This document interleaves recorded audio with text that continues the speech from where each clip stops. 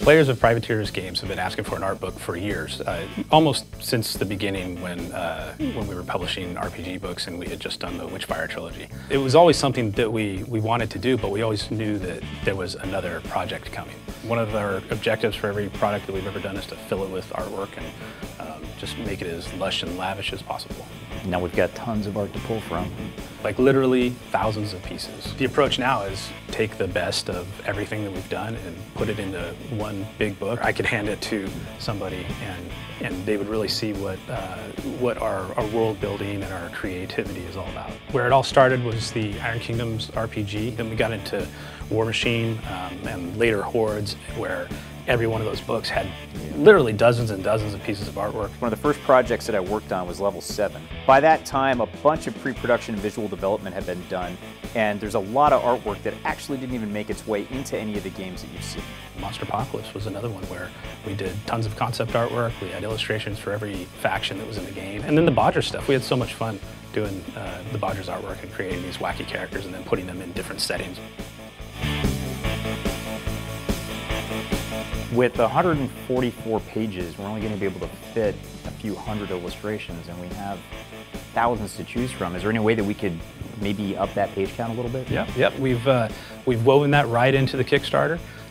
In the stretch goals, we've set goals at certain increments that will add more signatures and pages to the book. Every one of those signatures is going to allow us to put in dozens more pieces of artwork. I noticed that one of the things that we've got set up inside of the stretch goals is for a special new cover. Yes, yeah. If the project funds far enough beyond the original goal, one of the lofty goals is that we'll actually produce an all-new original piece of artwork just for the art book. And who's going to do it? That remains to be seen. I'm a little rusty. So, what was behind the decision to use the Iron Maiden for the sculpt? You know the original piece of artwork. Yes, I do. Yeah, that's black and white old ink drawing with spikes forever, and there's no way in hell that it could ever be produced as a miniature.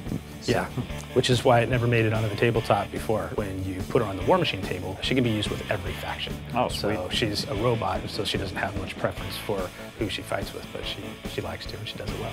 There's been so much evolution, including with our characters, where each iteration of a character, as they evolve throughout the timeline. Are we planning on showing anything like that? Oh yeah, I think that's one of the most interesting things that we're going to be able to do with the art book, is to be able to show all of the different expressions of some of these iconic characters in the setting that have literally had lifespans of 5, 10, 15 years. And we can go back to the beginning and show the very first concepts that we ever had for them. We're really excited about this project. It's been years in the making, and we hope that anybody who has ever been a fan of the artwork of Privateer Press will join us on this project.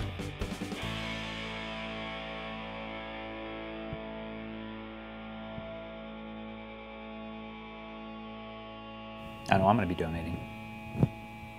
You'll probably get one for free.